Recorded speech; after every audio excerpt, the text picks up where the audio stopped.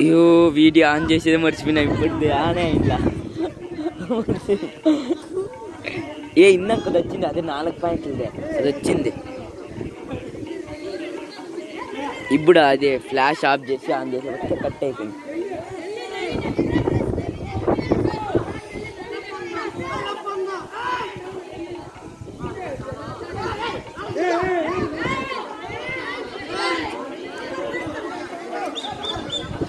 Girish